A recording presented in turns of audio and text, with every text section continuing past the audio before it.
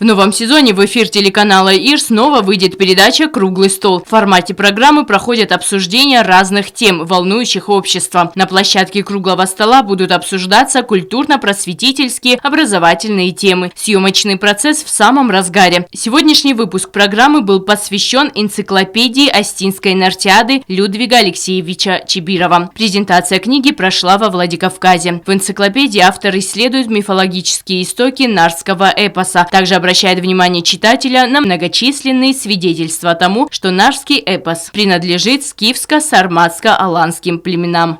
Работа началась в 2016 году. Там сбор пока материала. Надо ознакомиться со всей огромной литературой, которая накопилась за 150 лет и большее существование вот этой науки о нартоведении в итоге с авторскими коллективами и другими.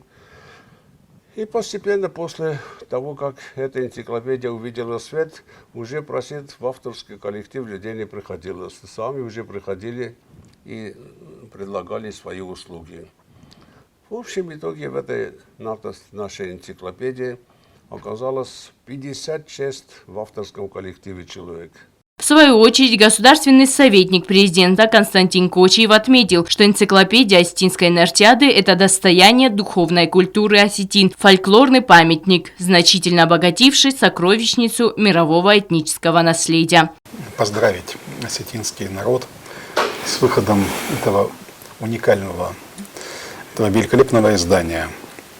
Это очень большое событие, не только для осетинской науки национальной, но и гораздо шире. Это для мировой науки очень значимое событие.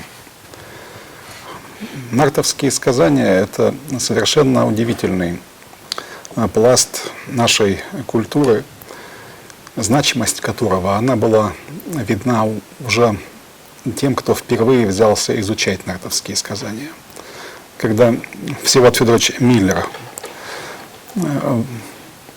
начал работать с нартовскими текстами, и вышли в свет его первые публикации, посвященные нартиаде, было видно, какое колоссальное значение имеют эти сказания, которые дошли, к счастью, до 19 и даже 20 столетия.